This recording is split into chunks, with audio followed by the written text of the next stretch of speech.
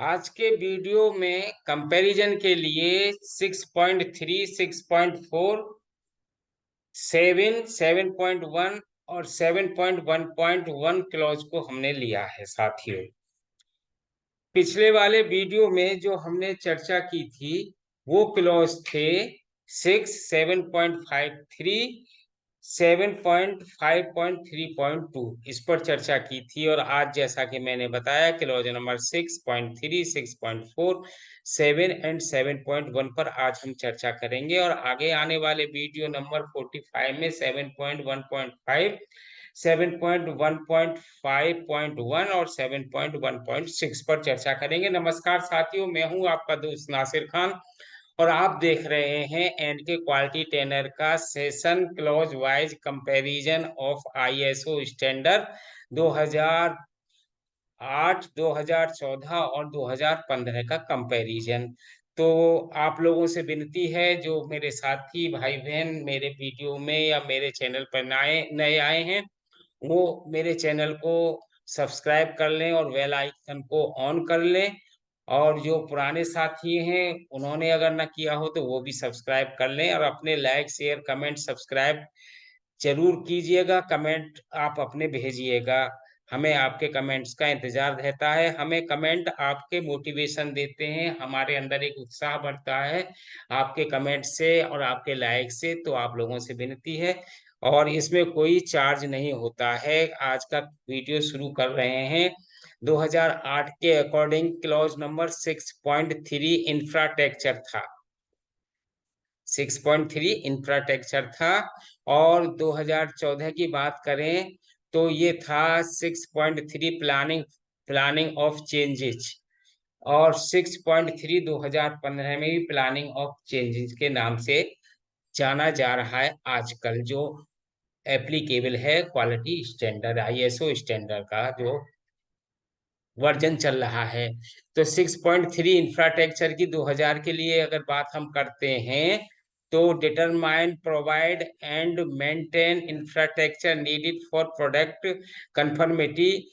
This include उत्पाद अनुरूपता के लिए आवश्यक बुनियादी ढांचे का निर्धारण प्रदान करना और रख रखाव करना इसमें शामिल है। नंबर पॉइंट 1 है ए, जैसे building, work space and associate facilities, भवन, कार्य स्थान और संबंधित सुविधाएं। बी पॉइंट कहता है processes environment, processes equipment, hardware and software, यानी प्रक्रिया उपकरण हार्डवेयर और सॉफ्टवेयर। सी पॉइंट कहता है सपोर्टिंग सर्विसेज, ट्रांसपोर्ट और कम्युनिकेशन, यानी सहायक सेवाएं और परिवहन संचार। 6.4 वर्क इन्वायरमेंट कहता है determined and manage the work environment needed, आवश्यक कार्य वातावरण का निर्धारण और प्रबंधन करना। तो 6.3 इंफ्रास्ट्रक्चर में मैनेजमेंट की रेस्पॉन्सिबिलिटी है वो सब ये चीजें प्रोवाइड करे।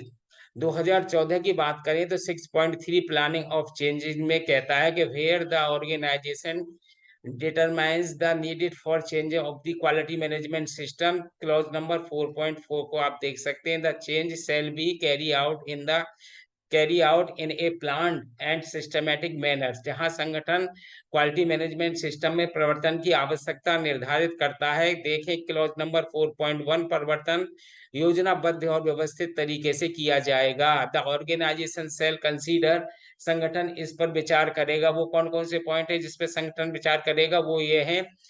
Number 1 A, the purpose of the change and any of its potential consequences, परिवर्तन का उद्देश्य और उसके संभावित परिणाम क्या हैं।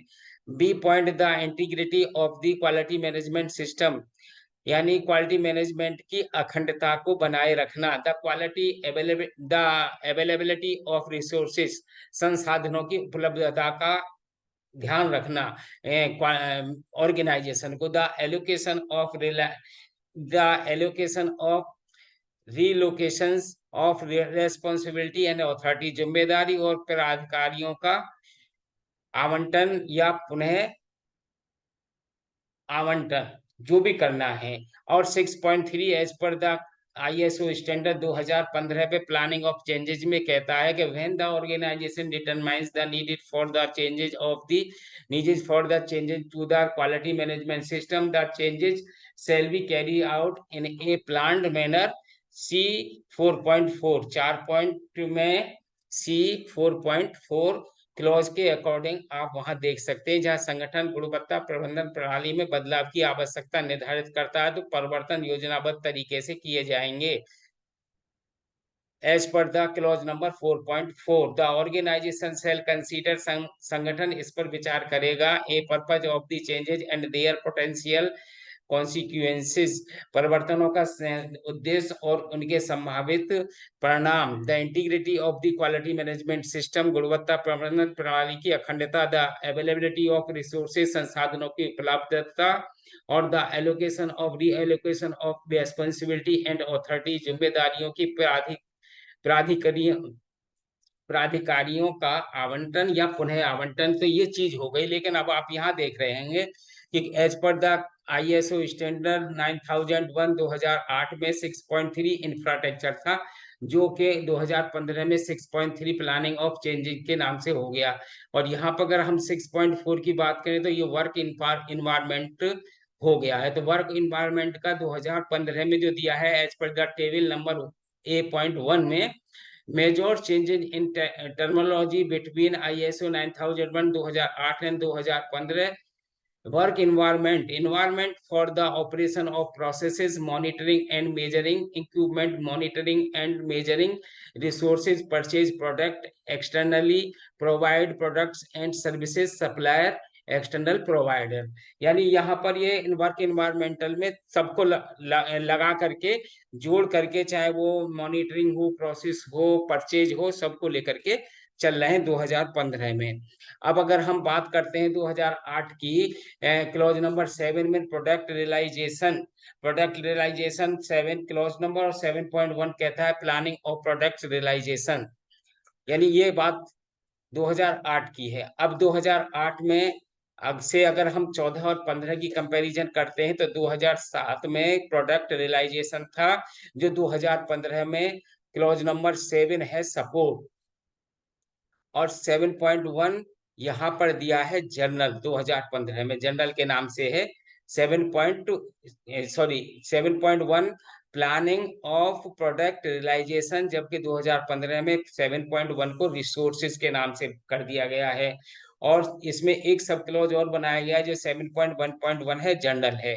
तो 7 की बात करें तो प्रोडक्ट रियलाइजेशन में 7.1 कहता है planning of product realization, planning and develop processes needed for product realization, उत्पाद प्राप्ति के लिए आवश्यक प्रक्रियाओं की योजनाएं बनाएं और उनका विकास करें। The organization shall determine the following, और जो संगठन है, जो ऑर्गेनाइजेशन है, वो निम्नलिखित पॉइंट्स पर विचार करेगा। Number 1, a quality objective and product realization, product requirements, गुणवत्ता उद्देश्य और उत्पाद आवश्यकताओं में ध्यान रखेगा। Need to establish processes and document and resources specific to product, उत्पाद के लिए विशिष्ट प्रक्रियाएं और दस्तावेज और संसाधन स्थापित करने की आवश्यकता को पूरा करेगा ऑर्गेनाइजेशन। सी पॉइंट कहता है required verification, validation, monitoring, inspection and testing activities, आवश्यक सत्यापन, निगरानी, निरीक्षण और परीक्षण गतिविधियों पर भी ध्यान देगा। और रिकॉर्ड्स नेसेसरी, अगला पॉइंट है डी, रिकॉर्ड्स नेसेसरी, अभिलेख आवश्यक, यानी जो जरूरत हो वो रिकॉर्ड्स आपको रखने हैं और बनाने तो जरूरी हैं। The output shall be in a form suitable for the organization, output संगठन के लिए उपयुक्त फॉर्म में होना चाहिए, यानी जो आपकी चेक लिस्ट या रिकॉर्ड शीट हो वो ऐसी हो जो पढ़ने में सही हो, लोग उसे समझ सकें, और आपके जाने के बाद कोई दूसरा भी व्यक्ति अगर आता है तो उसकी भी समझ में आ जाए। अगर हम 2015 की बात करते हैं तो आईएसओ 9001 स्टैंडर्ड 2015 में क्लॉज नंबर 7 है सपोर्ट, 7.1 रिसोर्सेज, 7.1 पॉइंट जनरल। तो सबसे पहले हम बात करते हैं the organization shall determine the provide the resources needed for the establishment, implement, maintenance and control improvement of the quality management system. संगठन गुणवत्ता प्रबंधन प्रणाली की स्थापना, कार्यान्वयन, रखरखाव और निरंतर सुधार के लिए आवश्यक संसाधनों का निर्धारण और प्रदान करेगा। ये जिम्मेदारी ऑर्गेनाइजेशन की। द ऑर्गेनाइजेशन शेल कंसीडर, संगठन इस पर विचार करेगा। Number 1, the capabilities of and constraints on existing internal resources, मौजूदा आंतरिक संसाधनों की क्षमताएं और उन पर बाधाएं। what needs to be established from what needs to be obtained from external provider, बाहरी प्रदाताओं से क्या प्राप्त करने की आवश्यकता है। और as per the 7.1.2 ये क्लॉज है पीपुल्स के लिए, यानी 7.1 को 7.1.2 को पीपल के लिए दिया है। The organization shall determine the provide the process necessary for the effective implements of its quality management system and for the operation and control of its processes। संगठन प्रभावी कार्यान्वयन के लिए आवश्यक व्यक्तियों का निर्धारण भी प्रदान करेगा और इसकी गुणवत्ता प्रबंधन प्रणाली और इसकी प्रक्रियाओं के संचालन और नियंत्रण के लिए भी जिम्मेवार होगा। यानी वो चीज जो है लोगों की, अब इसमें और भी चीजें हैं, जैसे ट्रेनिंग है, उनकी क्वालिफिकेशन है, कैपेबिलिटी है, कैपेसिटी है, ये सब चीजें जो है, कॉम्पिटेंसी है, वो सब आएगी आगे पीछे। हम इसको भी डिस्कस करते रहेंगे। साथियों, मैं आप सबका हृदय से आभार व्यक्त करता हूं वीडियो वॉच करने के लिए। पुनः एक बार विनती आप लोगों से है, चैनल को लाइक शेयर कमेंट सब्सक्राइब करना ना भूलिएगा। ये बिल्कुल फ्री है, आप अपने कमेंट्स भेजिएगा। आपके कमेंट्सों से हमें बल मिलता है, हमें मोटिवेशन मिलता है, हमें काम करने का एक जोश पैदा होता है। बने रहिए एनके क्वालिटी ट्रेनर के यूट्यूब चैनल के साथ। आप अपना रखिए ख्याल। मुझे दीजिए अगले वीडियो तक इजाजत। नमस्कार, जय हिंद, जय Bharat. Thank you so much.